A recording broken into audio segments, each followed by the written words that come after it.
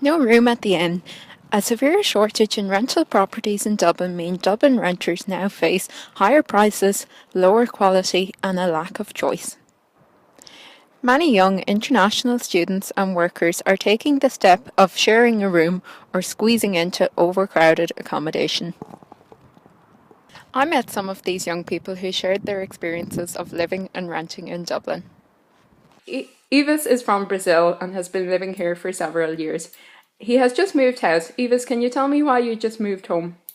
Yeah, we used to share the bedroom for four people in the same bedroom, and we used to pay the rent for about 1,000, and then he just raised the rent 200 euros, so we have to pay 1,200, and it was so expensive to share a bedroom for.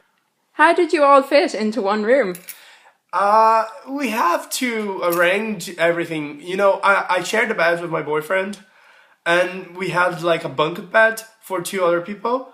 It was like really small. Tom Dunn is the head of surveying and construction management at DIT. Tom, we were just speaking about how a lot of young students are living in overcrowded accommodation. Would you say overcrowding is a big health and safety issue here in Dublin?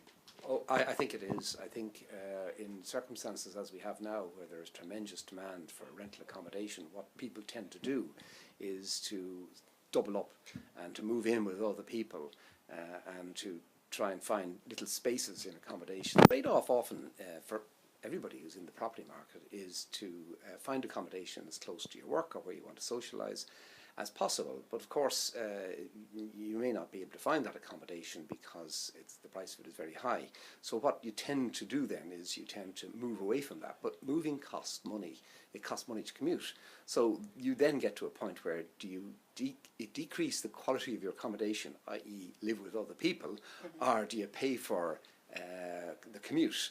And an awful lot of people decide that the better thing to do actually is to live at increased densities, and therefore they tend to want to share rather than spending the time commuting. 2 hours a day commuting is a long time, and if you can avoid that by living in poor quality accommodation, many people will do that.